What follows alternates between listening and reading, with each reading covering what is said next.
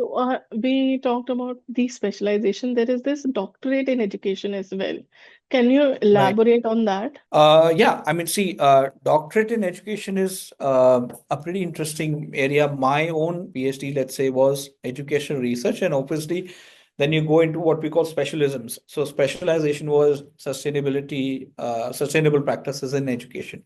Mhm. So, doctorate in education, or let's say, you spoke about a sort of a DBA in education, is a very interesting field because.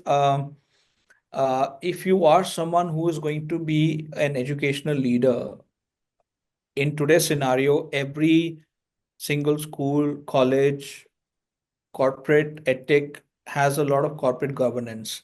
You can only be chosen as a leader to lead that particular organization when you have strong business ethics. We are not in that world anymore where a typical head of school or a principal is just some academician sitting, behind a desk. There are 90% of the work that you're doing has business involved in it, business ethics and analytics. So organizations are opting for such leaders who are not just good in academics but understand how to what we call a term entrepreneurship. Entrepreneurship is an entrepreneur that works for an organization, but works for an organization by looking at what is the next 5 or 10 years of that organization. So let's say if I'm an entrepreneur, I'm developing what I'm developing. Entrepreneur is working for you in developing, and but the mindset is of an entrepreneur. So organizations need such leaders in education also.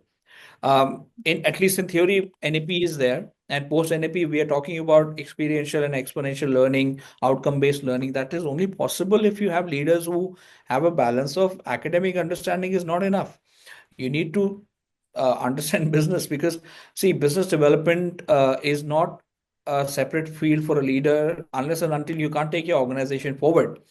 99% of the schools and colleges in India are private because public sector technically failed right from post-independence. So a private education sector will always look at a person who can take the business forward. That means how do you get more admissions? How do you make sure that you are at the right place of in terms of ranking, in terms of placements for universities, in terms of what kind of packages. So all these are coming under the business aspect.